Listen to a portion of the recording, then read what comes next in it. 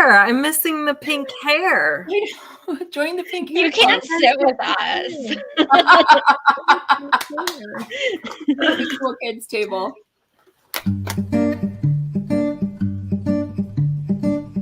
Paranoia is in bloom. The PR transmissions will resume. I'll try to push drugs to keep us all dumbed down and hope that they will never see the truth around.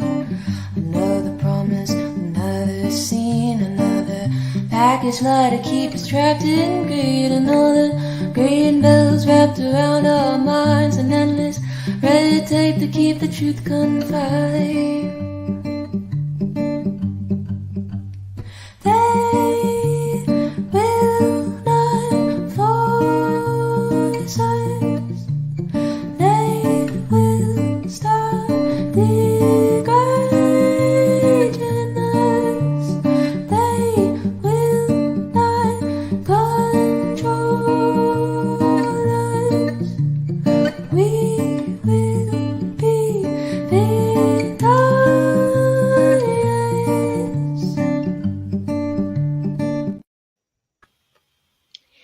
Hello, everyone. Thank you for tuning in. Miguel, I know that's you because I know you're Abby and you're always first. Love you. So tonight is, I know I say this a lot, like this is a super special show, but like it really is.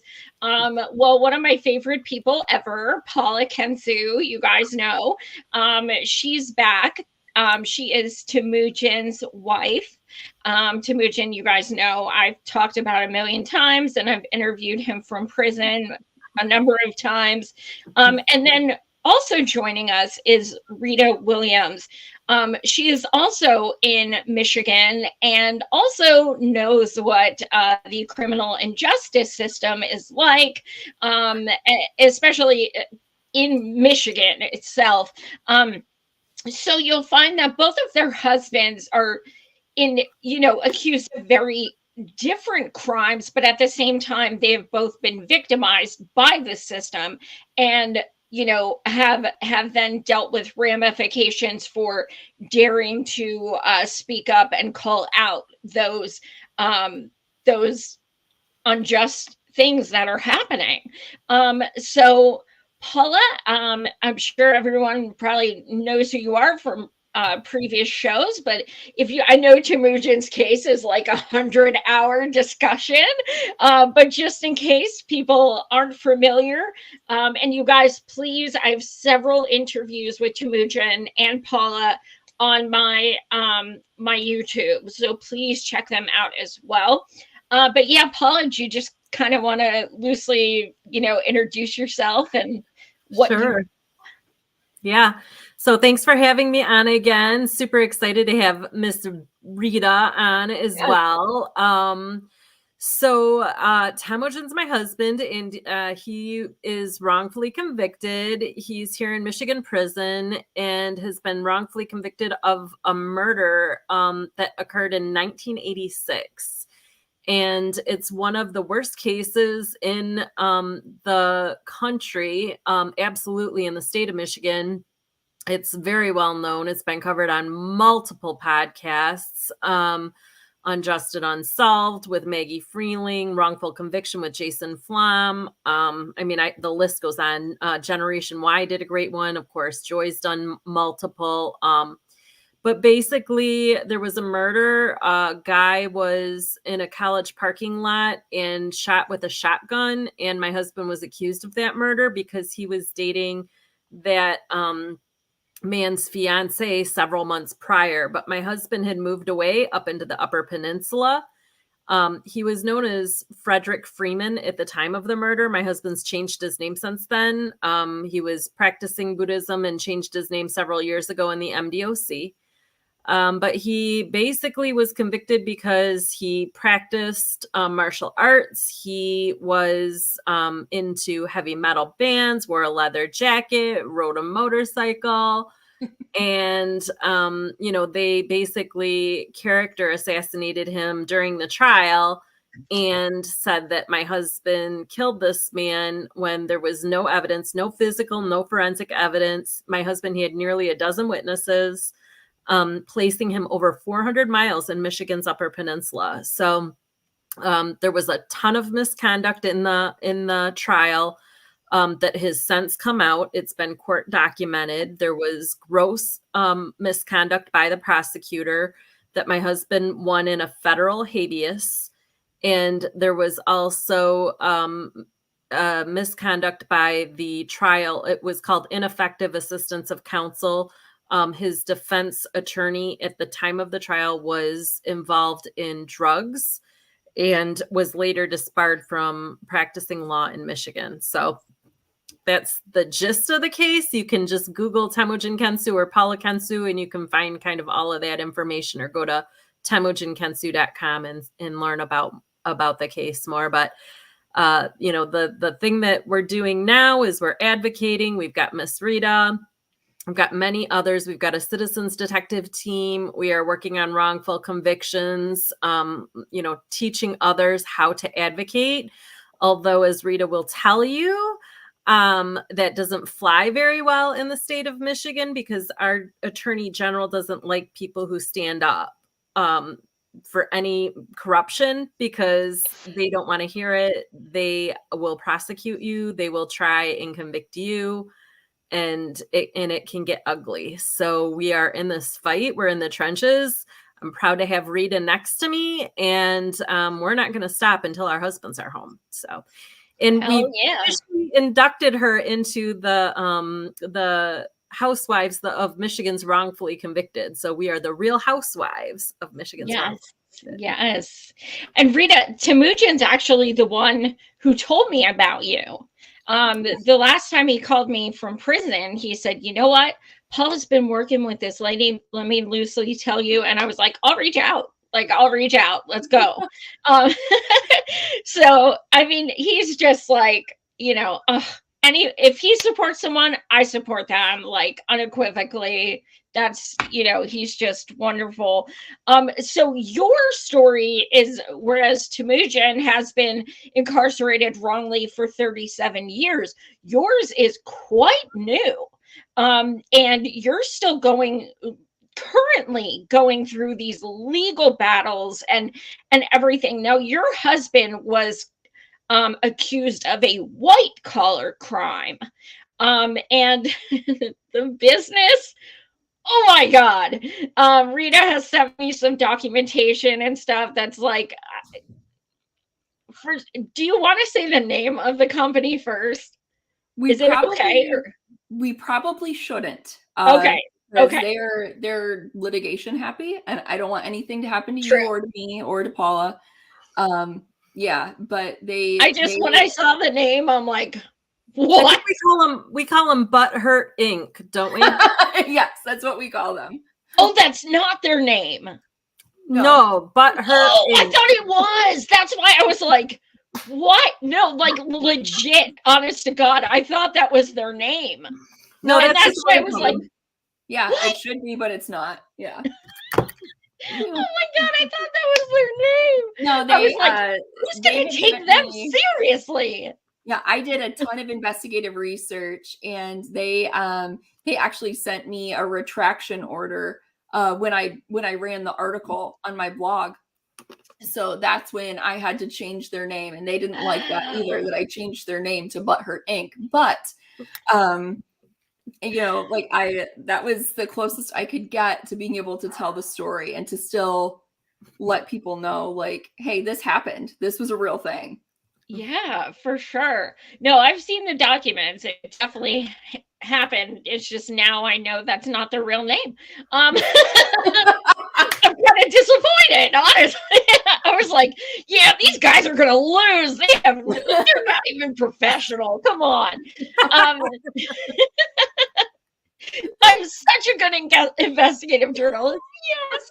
Oh my God. Well, the interesting thing is, Rita, you actually got a master's in criminal justice, and now you find yourself kind of needing that knowledge for a different reason than you thought you would. Yeah, much different than I thought I would. It has been a slap in the face. Like, I knew the system was broken going in. I knew that it needed work. but then I didn't realize just how upside down everything is. And, you know, I thought it was bad when things happened to me and Ryan, but then, you know, I end up meeting Paula and Temujin, and I'm like, oh my God, like things are so much worse than I thought they were. And that's when I jumped in full time, you know, at the time still working a full-time job as an advocate to say, like, enough is enough. We have to do better. Yeah, absolutely. What did you plan to do when you got your master's in criminal justice? What was your ideal path? So originally, I thought, you know, maybe I'll go work for DOJ, or because I was actually a federal employee. I worked under the Department of Defense. So I thought maybe I'll just transfer to DOJ, or I'll transfer to FBI, and I'll, you know, I'll do maybe IT systems over there or something, because that was what my job was in IT and data science. And I got a completely different and wild ride. You know, I thought eventually maybe I'll be a true crime writer like Anne Rule.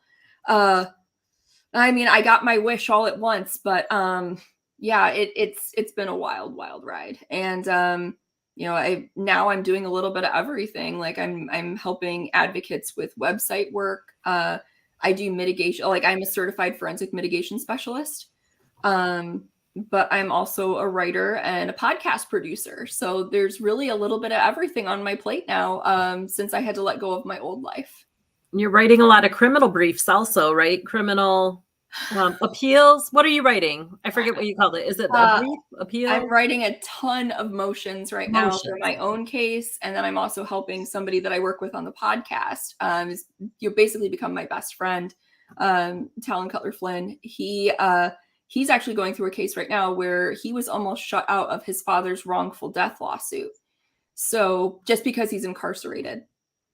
So it's really sad just how badly the system takes advantage of people. And then, you know, how people, you know, continue taking advantage.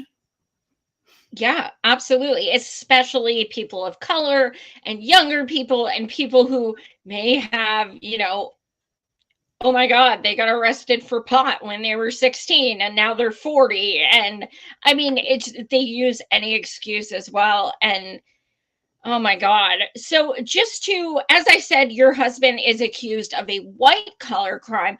Do you want to just kind of give like a brief synopsis of what it is exactly they say he did? Sure. Yeah, they say that he spent over $500,000 in you know, frivolous purchases on Amazon. Because they didn't have checks and balances, all this other stuff. The company has a history of this, but her Inc. has done this to multiple people. And then I found out that they did it to multiple people. And then I also found out that their insurance claim didn't go through, and that's when shit hit the fan. And that's when they started to come after me, that county did, because I caught it and I exposed it. And it's been pretty crazy. So they never searched our house. They never checked our bank accounts. And it reminds me a lot of, and it's honestly, I think maybe par for course for Michigan when you think about what happened in Temujin's case of he was just brought in. They never really searched or did anything. They were just like, okay, you're getting in. And that's kind of how it was. Wow. It's incredible. And did, you know, what are they saying this Amazon stuff was? Like they, you know, do you have these like extravagant things in your house or something? What were these purchases that were so freaking expensive? Oh, I wish we had some of this stuff in our house. Like some of it was $10,000 Polycom or teleconference equipment that I know for sure is in the CEO's house because my husband went and installed it. Oh my God. It's insanity. And the company never stood up for him, never fought back for him. Like, even though they were like, oh, you're family to us. And it was like, no, we're not. You know, we're fall guys for you. That's what we are. What time frame did this occur in? Like, how long did they say that this was going on? $500,000? $500,000. They said it happened over 8 years. Okay. Or no, I'm sorry, from 2016 to 2023. So how bad is their accounting if it took them that long to catch on? It's bad. It's bad. And I found out through investigative work, just getting to the bottom of it and asking people, that it's super bad. They can't prove any of this. And so that's why their insurance claim was actually denied twice. And then that's when I got popped with false charges because I dared speak out. Because I said, hey, something's not right here. And then I found out from a friend who actually works in insurance and who could pull up the claims. She said, Hanover denied them twice. Did you know this? And I'm like, no, I did not. So then it's not a coincidence that when I went live with it, that's when they got my warrant. And what is the actual charge they're saying they want you punished for? For me or for Ryan? For you. Oh, for me, they say it's stalking. I sent too many emails, apparently. Because your husband is in prison. Right. Because my husband is in prison and I advocated for him. They're saying what I was doing was not protected speech or trying to hold a government entity accountable. They said it was a personal vendetta, according to the Attorney General's office. So do you have counsel that could continue to reach out to them on your behalf? Well, I'm actually representing myself. And that's the funny thing, is because I'm representing myself, they have no interest in talking to me. But I've been able to do a really, really good job in my motions and everything. And I've just kind of decimated their case. And so they've started like gripping onto me for really dumb stuff, like posting Taylor Swift lyrics. They're trying to imply it's like... Yeah, they want my bond revoked because I quoted look what you made me do. But in Dana Nestle's defense, she's too old to know that those are Taylor Swift lyrics. Fair, but yeah. So basically, I actually put in my motion to dismiss, I said, it is not a crime in Michigan to be a Swiftie. So, oh my God. That is bananas. Yeah. Like, if you don't laugh, you'll cry. That's insanity. Right. And the fact that you are being an advocate, because why wouldn't you be in this situation? And you, every single time you open your mouth, like, they're probably watching right now. If you're watching, hey, tell Gretchen Whitmer that she needs to get Temujin's freaking paperwork off her damn desk, like, period, and free him. And at the very, very, very, very, very least, give him a new trial. And that is the breadcrumb. So yeah, Gretchen, do your freaking job. And no, I will never vote for you for president. Don't even think about it. No. Anyway, I digress. But yes, I mean, Michigan is full of, people in your government, between corrupt judges, which now you know firsthand because your judge was completely immoral, unethical. Do you want to share what they did during this process? Yeah, some of the stuff that they did to Ryan is they actually, like, there's a Supreme Court on both Michigan and SCOTUS level that judges should not be involved in plea bargaining. But yet, the judge was involved in coming up with a plea bargain for Ryan. And the prosecutor then did not adhere to it. So the entire crux of it is it's their word against ours, because his first lawyer was supremely ineffective counsel. He had lied to Ryan and said, I've been a lawyer, or I've been working in law for this amount of time. We found out he had only been in practice for 3 years. And I found that out after, because at the time I was just trying to stay afloat and I was just trying to keep the kids, on par. And I was not as involved as I would usually be, because I'm like, I'm just trying to stay alive at this point. I'm just trying to survive.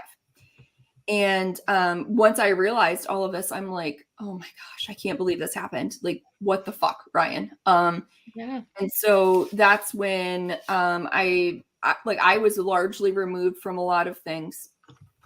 And I did not go to his plea hearing, and I wish I had now. It was 2 days after our anniversary. I'll never forget it. It was October 26th. And he comes home and he's like, I took a plea deal. And I'm like, what? Because I had just finished my master's in criminal justice at that point. And one of my favorite professors had always said, never take a plea deal. Never take a plea deal. And so Ryan was sitting right next to me as I'm doing these online classes, and he heard that.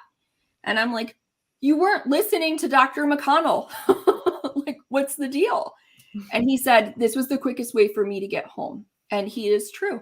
The system They fearmonger. And Yep. they say, well, here's the thing. You do take that chance if you get a jury or a judge, and there's that little bit of doubt. Yeah. You may end up getting like 50 years or something. So just take that and just deal with it. Yeah, it sucks. Trial penalty. Yeah, there's a Yep. trial penalty. You're Exactly. supposed to have the right to a fair trial, but then you have a penalty of serving life or an extremely high number of years if you go to trial. So Right. it's not really your constitutional right to a trial when they have this coercive plea bargaining that they do. No, Right. because basically they're like taking a club to you to beat you into submission at that point. Mm-hmm. So he took the plea deal, but the plea deal was supposed to be 3 years probation, and which I told him, I'm like, you should have gone to trial. They didn't have enough. I know they didn't have enough. Right. So he took the plea deal, and then we get to January 12th, 2013. And the judge decides to sentence him to 10 to 20 years. I was made into a single mom overnight. And it was incredibly, incredibly traumatic. And so that was the day that I actually came home from the court, or from the court date, and I had mascara running down my face. And I went right into the office, and I created a Judicial Tenure Commission complaint. And I went and got it notarized at my local township office, looking like, raccoon face. And I actually took a picture of myself, and I don't like to look at it because I was just like, I want to memorialize this of like, I know this is going to be painful to look at, but I want to remember later. Absolutely. And I looked like hell. I looked like I'd been drugged through a field. And, that was the day that was being forged by fire that was when an advocate was made. Absolutely. Absolutely. And Paula, you're comparable in that way as well. Like, you learned about Temujin, and started being like pen pals, lack of a better term. And then you got married after a bit, but you guys are so perfect together. So you in turn have become a devout advocate, an activist. I mean, you are like his partner, his lawyer, you're just everything in one. So can you kind of speak to that you may not, something creates that fire in you where all of a sudden you're like, okay, this is my life now. Yeah. And it's just like this, it basically, it becomes kind of your drive. It becomes everything. Like, when your future is locked in a cage and you can't even make any decisions because half of you isn't even there, Right. It just becomes like almost an addiction, and you can't stop until he's home.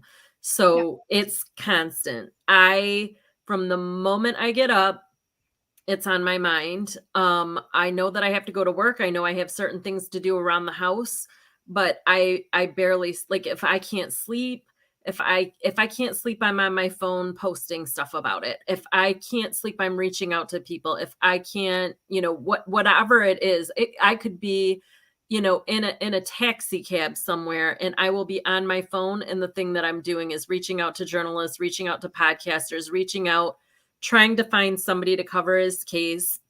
I'm constantly talking to new people.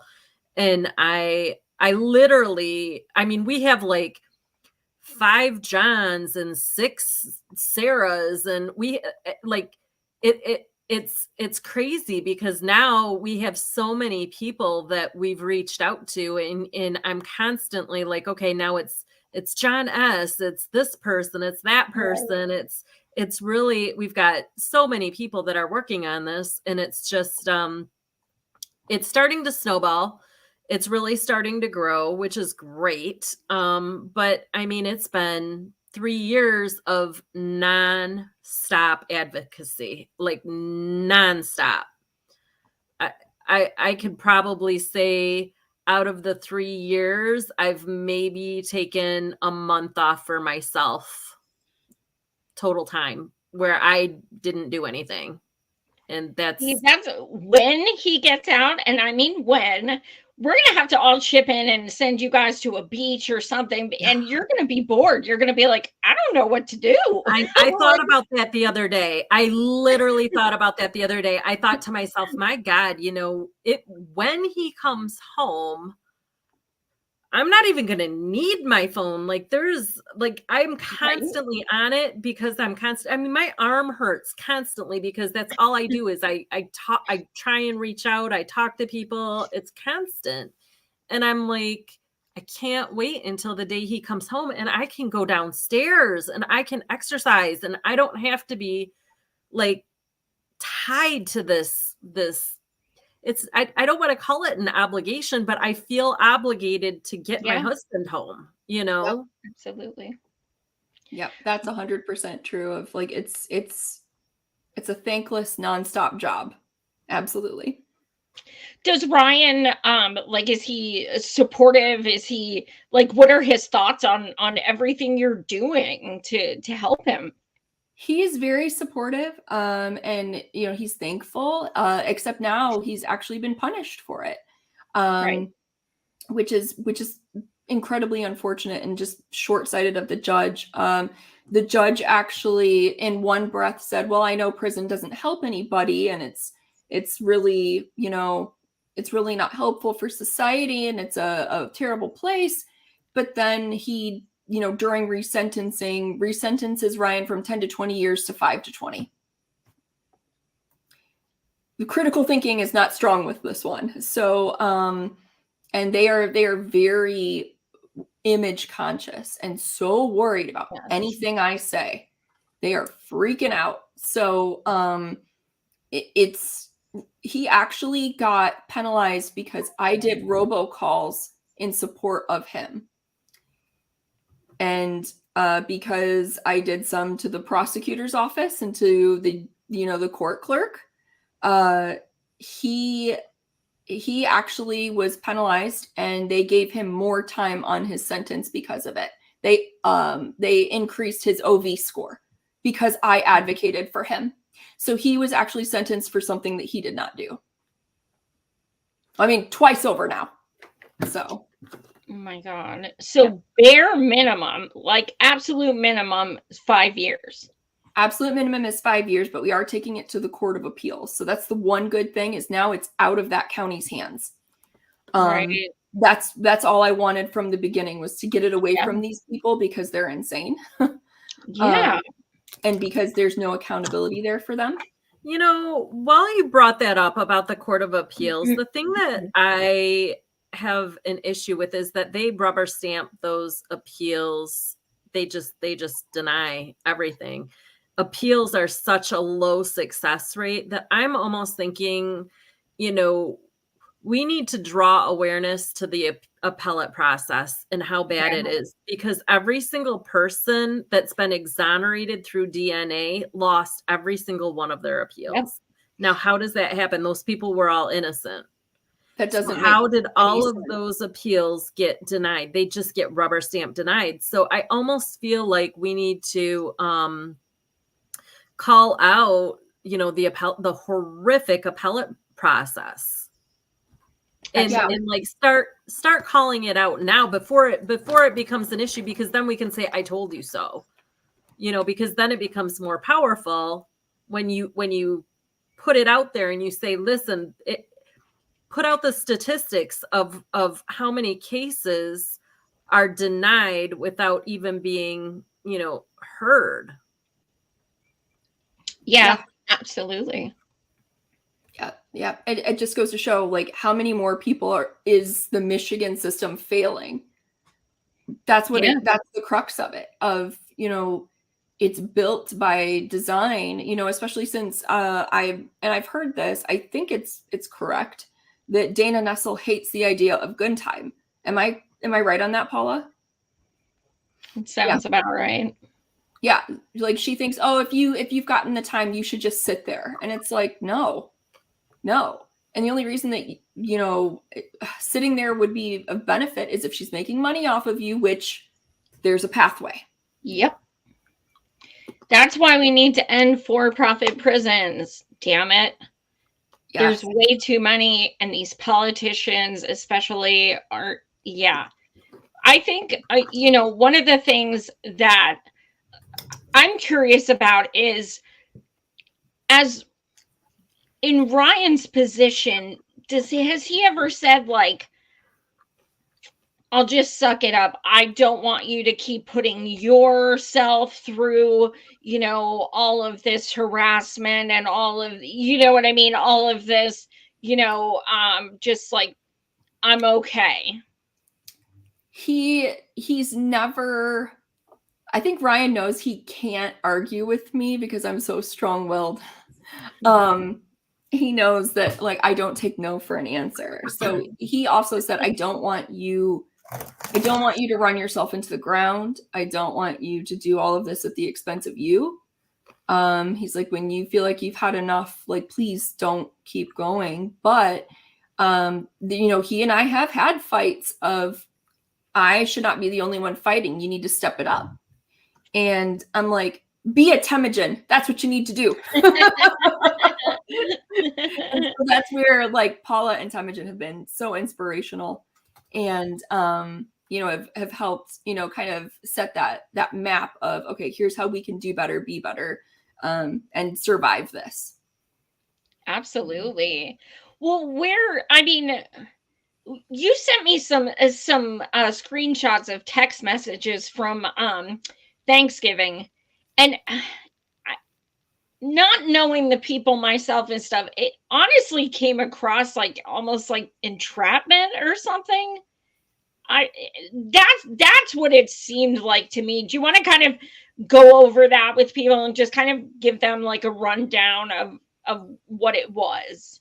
Yeah, so I ended up when I started getting into all of this, and this is the thing that, like, they'll try to tell you, oh, this is just Rita has a personal vendetta against this county, and it's like, no, I don't. Like, yes, they did something terrible, but what I've realized is they're doing a lot of terrible things to a lot of people. And so then people found out I was taking up the fight, and obviously it's a lot easier if you have somebody in front, because then you have buffer if you're behind. And so people started reaching out to me and saying, hey, I have information, I can help, I can do this. And so I actually got really close to a story. I got too close to a story that involved a murder case cover-up. And in Michigan. Somebody who should be in charge or should be in trouble for the murder is out free and is not facing penalty. And I found out about it, and I was working with an inside informant to get the information to the FBI and to get the FBI evidence. And I was supposed to pick up the phone a couple of days before my arrest, along with other people. Me and some other people were supposed to go get it. So I wouldn't have been alone because I'm not that dumb. I've got babies, so I was supposed to go with them to go get the phone, and then sure enough, I get arrested. So then it's just been this constant fight to keep me quiet, to keep me arrested, and then, keep me silent. And that's when they tried to ban me from the internet, which is unconstitutional. You can't do that. So it's just been like everything that they've done has been trying to keep me quiet. So what, it is unconstitutional and it's absolutely insane. What are their grounds by saying, guess what? You cannot use the internet. How? Yeah, Like, their what only law? grounds technically is they charged me with stalking, and they said it was because I emailed them too much. So, I mean, worst case scenario, which is still unconstitutional, but remove your access to email. Like, you know what I mean? Like, Right. Yeah. Like, or, you know, they never even came in and like got any of my devices. I was allowed to keep everything. So that goes to show you they also had had nothing. never, yeah, this was about keeping me quiet because they never got a PPO against me. If they really, really felt that they were in danger, they would have gotten right. a personal protection. That was going to be my next guest. Yep. They're actually blocking my personal or my my temporary restraining order at the federal level, saying that I don't deserve it right now. Well, I mean, couldn't they just counter it and say, no, we want one against her, but they're not. Exactly. They're not, because the burden of proof isn't there. Everything that they've done Right. instead, like, you know, they've put pictures up of me like I'm a criminal, like they're putting up wanted posters. They put those up in their office. They actually admitted that in my in their response to my restraining order, my federal restraining order. They're like, oh yeah, we did that, but we only did it so people would know what she looked like if she came into the office. And it was like, you really think I'm coming to your office like willingly? Oh my God. Yeah. And then they've also made threats to some of my inside informants. Like one of them, they said, you know, if you talk to her again, you're getting stalking and perjury charges. They also canceled her compassionate release hearing because she was trying to get the word out about medical neglect and about mistreatment in the jail. Like one person actually was given peroxide instead of contact solution. Yep. And she got that information to me, and I was compiling it and telling her, okay, here's how you can sue. You have recourse. And that's when they started doing all of this. Like really started, you know, doubling down. So they just don't know when to stop. Like, you've been caught. You know you've been caught. You know you keep doing these terrible things to people. Why don't you just stop? And they don't. You know, I digress a bit, but the one thing I can't get back, well, there's several things, but the one thing I can't get past is that I'm not a judge. I'm not a lawyer. I don't know. I'm kind of obsessed with true crime, so I'm thinking about it from that point of view. Yeah. But to me, my first go-to is when someone says someone spent $500,000 on tangibles. What were they? I want to see them. I want to see them physically. I want to see pictures. I don't know. That's a whole lot of stuff. I want to see them. Where's the receipts? Where are these itemized things? Where are those things? Like the fact that you're saying Ryan helped him hook up that thing and it's in his house. Why is that not important enough to be in the trial? That is totally unjust. That is just malfeasance at best. Yeah, it absolutely is. And that's, you know, that's another thing is like, I caught the prosecutor on that of like, you didn't do due diligence. You did not check for any of this. You just believed this company hook, line, and sinker because they're a major employer in that area. And it's this little rinky-dink county that has been allowed to operate unfettered. And so that's how they get away with it. Really, what should happen is it should be like a consolidated county type courthouse, you know, but it's not. And that's what's sad, is it's just this little rural county with a lot of poor people, a lot of people with like drug issues and fentanyl issues, and they're just taking everybody to the cleaner. That is so awful. So you have hope that if you can get it to another county, do you think that he'll be able to maybe at very least get a lesser sentence?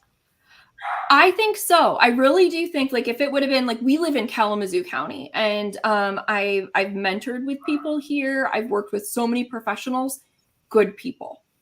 People who really do want the best for people and who believe in restorative justice.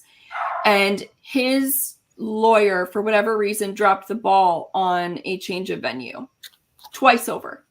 And I still don't understand why. I've never gotten a good answer on why change of venue didn't happen. Because I did push for it. And his lawyer, has even asked me for advice on motions.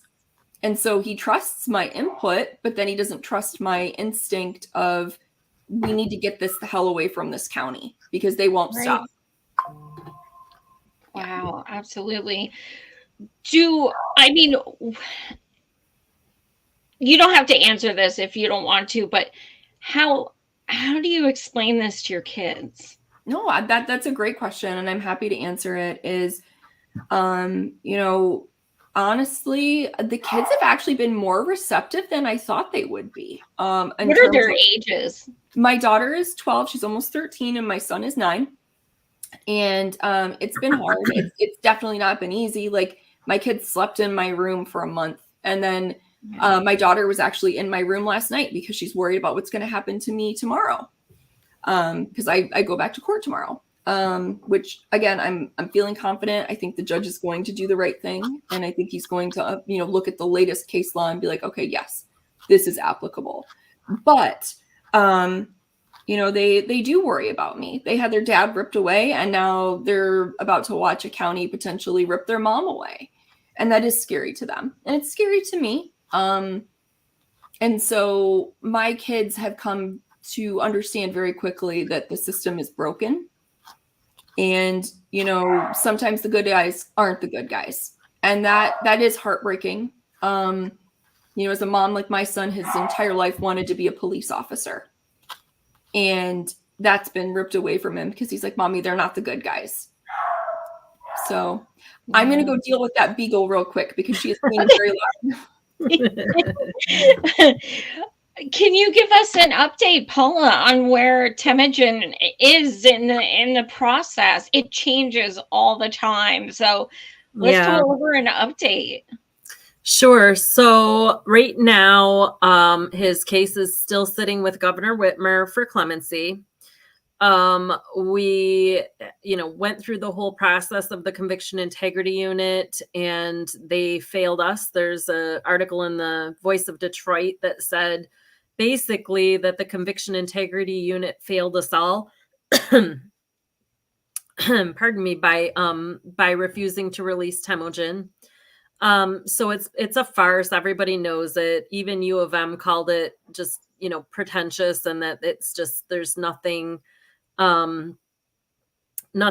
real about what they're doing there, that they're just, on the face of it, just, cherry picking the cases that they want to deal with and releasing only the ones that they want to. And then they're not even, really releasing people on actual innocence. They're just, doing kind of the Alford plea type thing, or the commutation where they allow them to leave with time served, not really admitting anything about their innocence, which is unfortunate. I mean, my gosh, these people have spent their whole bit, saying that they're innocent and that they're, that they didn't do these crimes. And then, when they finally do get, a review, the review by Dana and the Conviction Integrity Unit is just letting people go only, on time served, not admitting that they did anything wrong.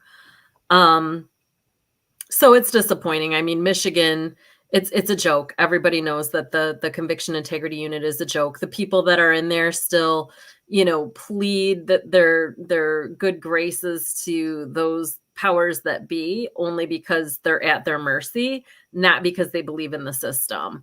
I've had so many people reach out to me and say, I'm sick and tired of, just singing their praises in hopes that they'll do something. And I'm really tired of waiting. And, I sure hope they don't screw us like they screwed Temujin and you over. It's sad. It's really sad, and it should be called out because Dana Nessel has accepted thousands and thousands of dollars in federal grant money. One of the grants was over $750,000. I can't remember what the other one was, but she accepted two grants, and she's only released, less than 10 people in 4 years. So how does she account for? I mean, that sounds like a white collar criminal, you know. She doesn't account for it. She's just hired in all of her buddies, and God knows where the money's going to because they're already asking for more. So who knows? There's no transparency. Michigan, there's a report by the Center for Public Integrity, and Michigan ranks dead last in transparency. Yeah. And it goes right back to Dana Nessel refusing to release Temujin's Conviction Integrity Unit report. That's a report. It's a police report by a government agency that should be disclosed to the people, and people should be asking Dana Nessel to release that report, and she refuses to do so. If he was guilty, she would release the report. But leaving an innocent man in prison to die makes her look bad, so she's hiding it. Yeah, and this isn't the first report that she's hidden. There's been multiple. Yeah. So this is a reoccurring theme, and that's extremely concerning. Of like, there is no accountability in Michigan, so you can hurt people and keep hurting people and get away with it.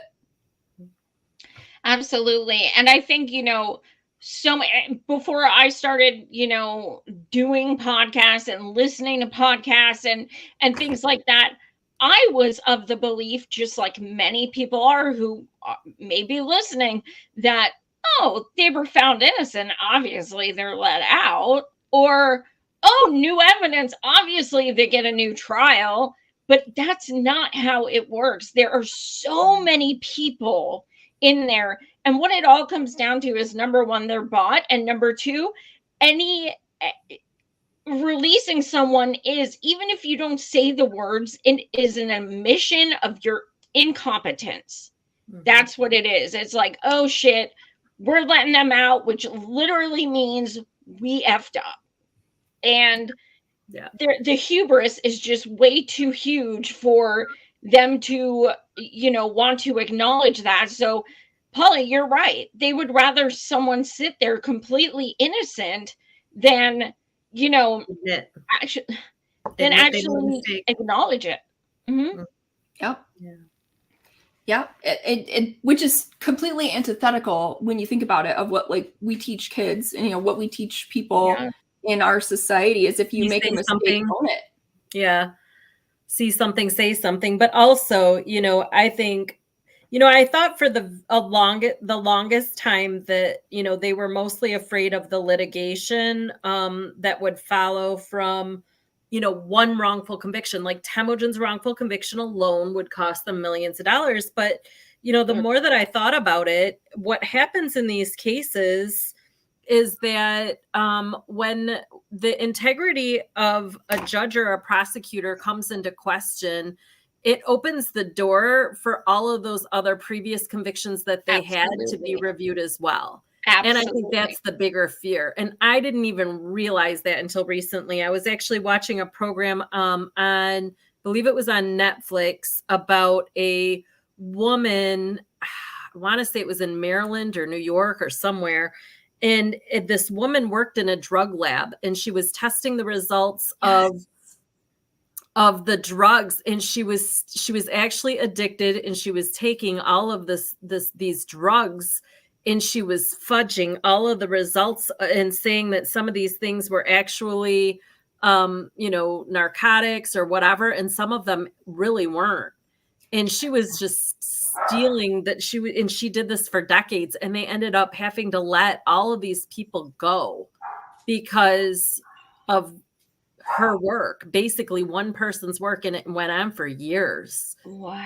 Rita, do you remember the name of that how to, oh my God, it's something, how to do a drug scandal or something like that. It's something to that effect. Yeah. I will try to find it actually, but yeah, it was phenomenal. I did watch that on Netflix as well. Just like The Innocence Files is another really good one that I would recommend to anybody. They worked with the Innocence Project to make that one happen. But yeah, it was outrageous. Of, you know, this woman was going in and shooting up, you know, doing these drugs, and then people were getting charged, and the amounts were off. Yeah, she was stealing, and she was the only person in this drug lab for a while. There was one other person, and finally years later she got a supervisor, and they did some sort of audit, and they were like, where's this, you know, where is all of this? And they busted her. But yeah, How to Fix the Drug Scandal, that's what it's called. Oh, I'm gonna have to check that out. Wow. Definitely do. But yeah, she they ended up catching her because of something that she had said about, like, she went to a baseball game and then they realized, oh, okay, we can catch her on this, this, and this. And it was really innocuous how they ended up catching her. But it also goes into the fact that you can see how prosecutors and judges push people, and the language they use of, we need to get this guy. And then these employees are like, oh yeah, I want to help. They think they're being helpful, and they're not by any stretch. Yeah. Absolutely.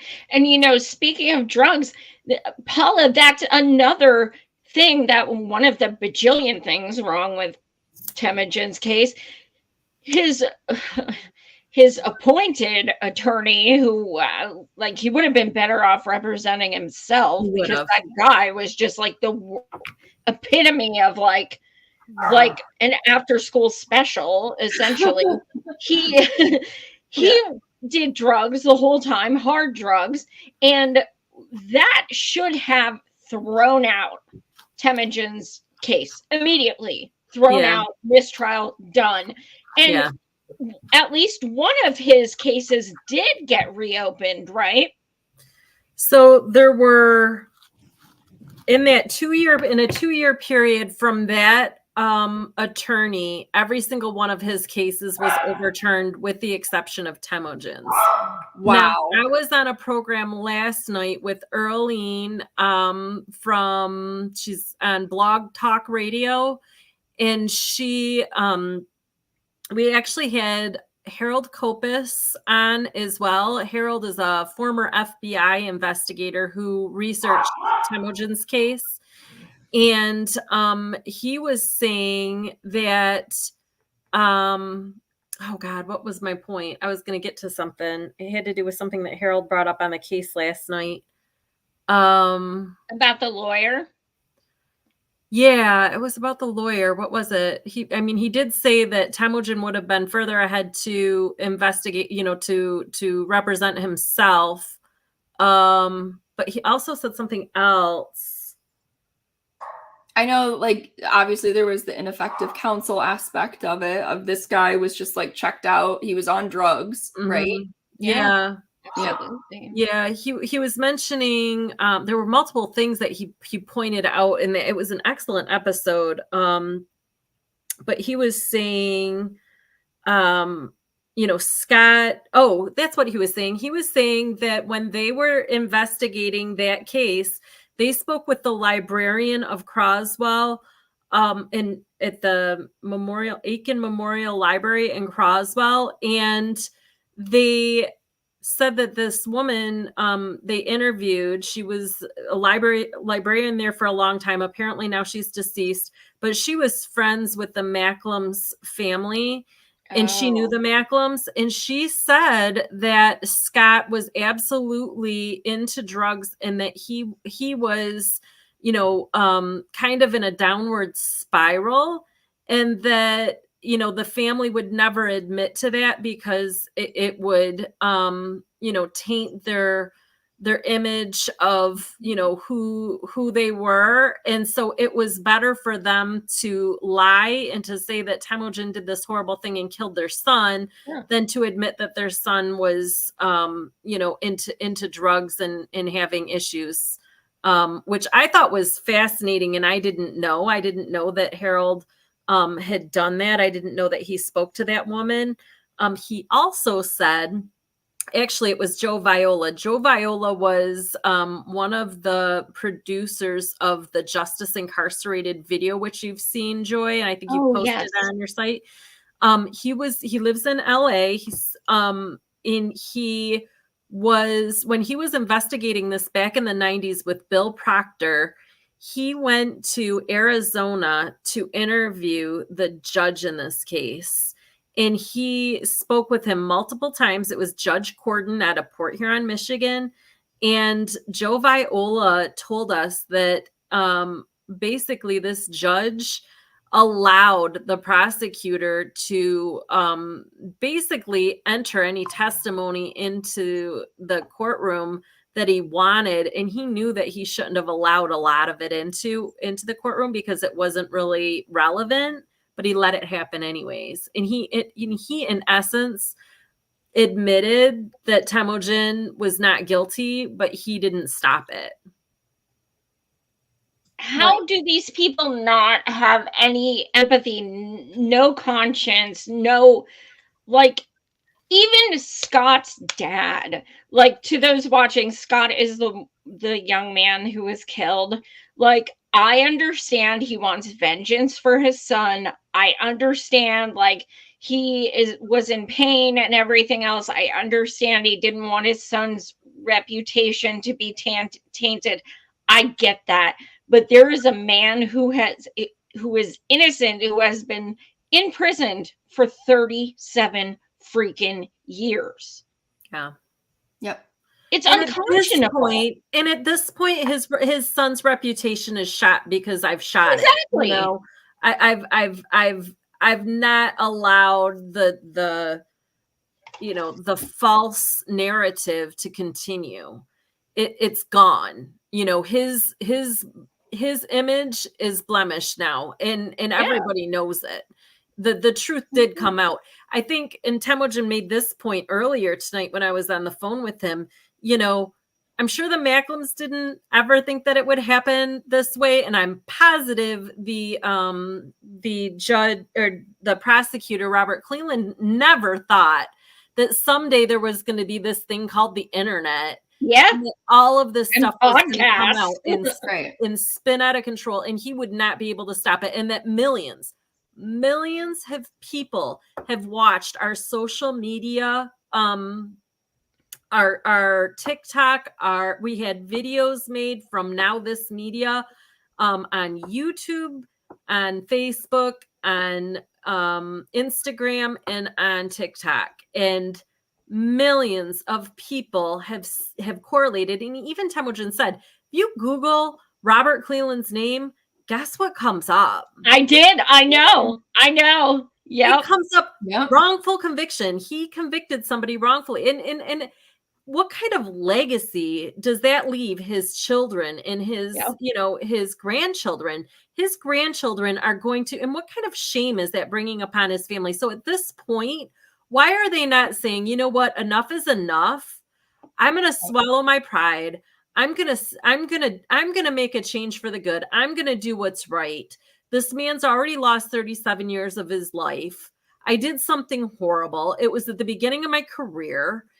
I'm retired now, so they can't go back and review all the other convictions that I might have effed up. And let's just set this one straight. Let's just stop beating me up, okay, Paula Kensu? Let's just stop beating me up. I'll let your husband go. You guys can go live your own life and just stop beating me up because I'm tired of it. But no, he evidently likes the abuse or something. I don't know. Yeah. Freaking masochist or something. But yeah, like, for real, like there are prosecutors who like there was one in a great book, I recommend it all the time. It's called Blind Injustice by Mark Godsey, and it talks about how prosecutors justify in their minds wrongful convictions. And there is a case in there where a prosecutor from Louisiana, actually came forward for an op-ed and said, I ruined a man's life by wrongfully convicting him, and I want to make it right. And then he talked about it.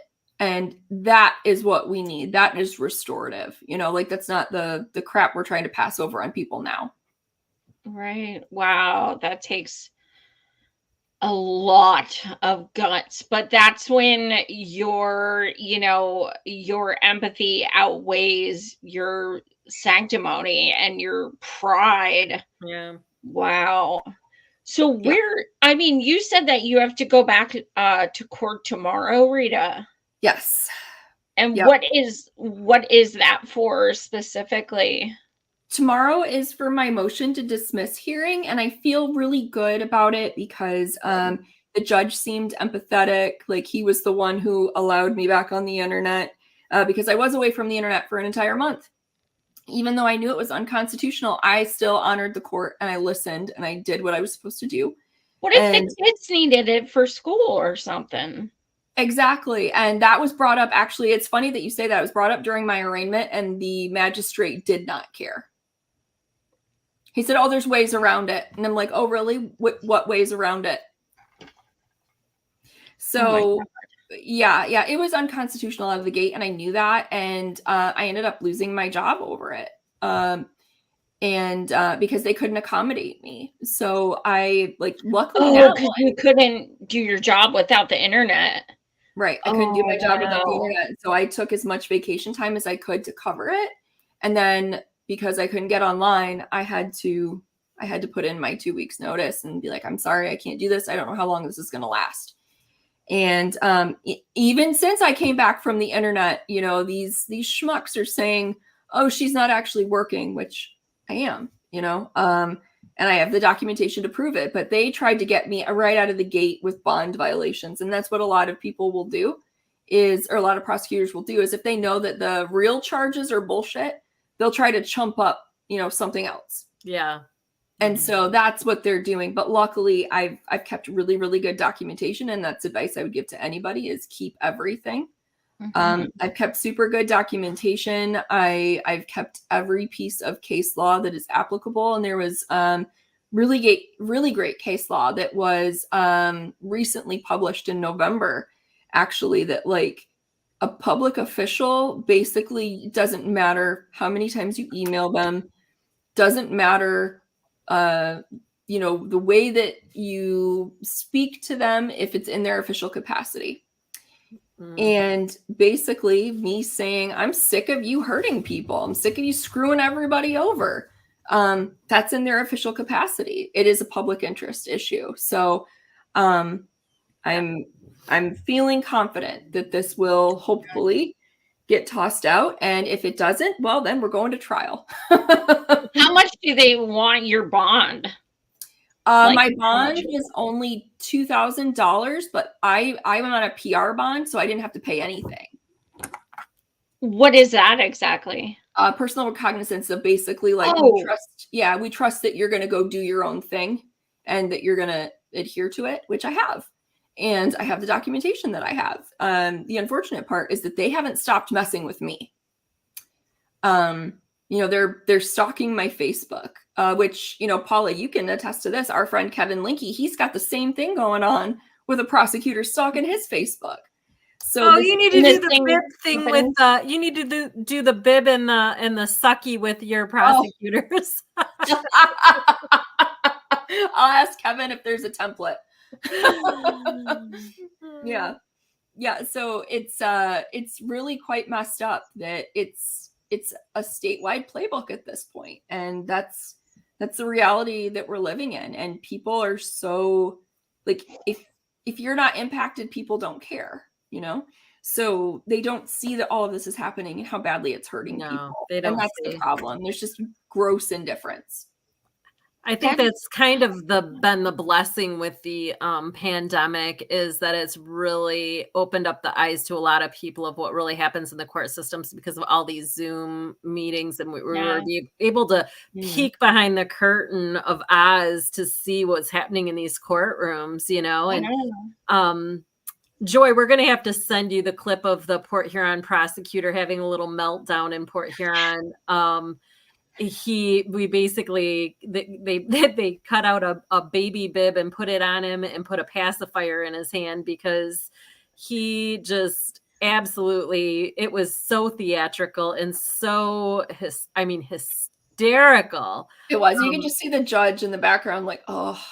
How humiliating. I mean, the judge literally was like, yeah, that wasn't doctored. He was just doing that. Like, that's how fed up he was. Yeah, I have to see that. he Oh wanted, my yeah, he God. was like begging the judge to let this previous video in of Kevin Linke, who's just this incredible, also another advocate. His daughter was taken from him, and he's just been fighting the corruption up in Port Huron, where Temujin was wrongfully convicted. And I mean, he's been a force to reckon with. I mean, he's incredible. Send him my way. Yeah, great guy. Like when I got arrested, I think it was you, Paula. He was like, "Get me her number," and he sent me case law and helped me out. Like, great guy. Yeah. Wow, you guys are so inspiring. I was telling Paula, I was an English major in college and stuff, but I want to go back to school and I want to study criminal justice, and it's because of Temujin's case. I don't want to cry, but like it changed my life, like meeting him, and just like it started out with me just interviewing him just once on my show, and I was like, I would literally bet my life that this man is innocent. Like it just, you get to, you feel his soul through, you just do. He's just a wonderful person. And from that moment on, I was just like, I have to, just do whatever. Oh, and Paul, I want to talk to you afterwards because I did something that hopefully we did something. But yeah, I mean, you ladies are fierce and so inspiring, and I want to have you both back again for updates. Absolutely. Please give, your lasting thoughts. What do you want to leave the audience with? And also, where can they find you if they, want to help or have any questions, or maybe they have, maybe they're a spouse of someone who's wrongfully convicted. Sure. So Paula, do you want to go first or do you want me to go? Go ahead. Okay. Go first. So you can find me at my best and mouthiest on Twitter/X. That's where I'm usually at. My tag or my @ is at Count Rights. You can also find me at the myrightscountproject.com or from inside to outside.com. I am a producer over there and now 1/3 co-owner. Jay was actually in the chat tonight. Those are the places you can find me. Awesome. And Miss Paula. Well, final thoughts from me are, we've been waiting on Gretchen Whitmer for years, and we've really lost all hope with her. So our new efforts are focusing on the prosecuting associations. The current prosecutor up in St. Clair County, his name is Michael Wendling, and he refuses to acknowledge Temujin's wrongful conviction, which is incredibly shameful. But the shocking part is that he is on the National District Attorneys Association board. And it should concern everybody that the NDAA, National District Attorneys Association, has a board member with the worst wrongful conviction in the country. So we are asking people to hold the NDAA accountable, to asking them, why do they have a board member with the worst wrongful conviction, that of Temujin Kensu.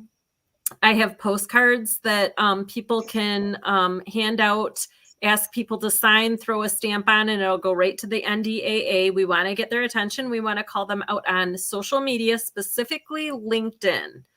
Because LinkedIn is going to have all of the, every single day they're out there posting about justice.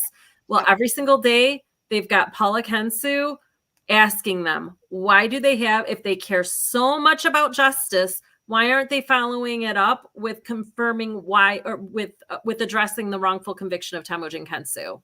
So Yeah. you can reach me on LinkedIn. You're going to see pictures of Yorkies on the top. I've got 2 profiles right now. That's not a duplicate account. That's some other person. I'm trying to get them merged. So either one of them, go ahead and add me on LinkedIn. And please repost my posts. Please call out Nelson Bunn, the executive director of the NDAA. Call out Mike Wendling, the prosecutor in St. Clair County that refuses to acknowledge my husband's wrongful conviction. And feel free to call out Charles Smith, who is the president of the NDAA. Absolutely. And I do, it's little things, but I just like to be, it's not petty because it's someone's life, but I like to be a little salty and just go in Gretchen Whitmer's Twitter now and then and be like, free to Mugen. It doesn't matter what it's about. I just like putting it in the comments. Or you can, we call her and email her all the time, but, I don't even know if I told you this, Paula, but a few weeks ago, I emailed Whitmer and I was like, hey, I have a podcast. I would love to interview you. You do an amazing job. And I just have, you inspire me so much. And I've had other Congress people on, and I'm like name dropping. And I'm like, Congressman Ro Khanna comes on a lot, Rashida Tlaib, AOC. And I'm like naming all these politicians I've had on my show. I never heard back. And I thought, damn, I should have signed with my different last name because she probably looked me up immediately. And I tried because I was like fantasizing, oh my God, that would be hilarious if she came on my show. And I was like, hi, thank you so much. Okay, now that you're here, let's talk about Temujin Gensu. Yeah, really. Let's get to brass tacks. Issues. Yeah. Wait, what? Oh, She's man. going through a tunnel. Yeah, exactly. Oh my God. Well, thank you, ladies, so much. Again, anyone watching, you're also free to, DM me or what have you, especially on Twitter. Just even if you just want more information or want any, links or anything like that, just keep active. Do what you can. These gentlemen are incarcerated incorrectly, and we're their only hope, essentially, because we can't count on the government. Y'all know that. We talk about that all the time. So this is where podcasting is a form of advocacy, and being viewers, it's not enough to just tune in for an hour and a half or something. We all have to be advocates as well. When you hear stories, do something. Even if you just tweet about it, go share and watch my prior podcasts with Paula and with Temujin, my interviews with him from prison, etc. Share these things, talk about them, research even more. There is so much out there and so many ways to help. So thank you guys so much for watching. Smash the like, smash subscribe, smash share, all those things. And thank you again, ladies. Thank Much you. love to everyone, and have a good night. Thanks. You Thank too. you.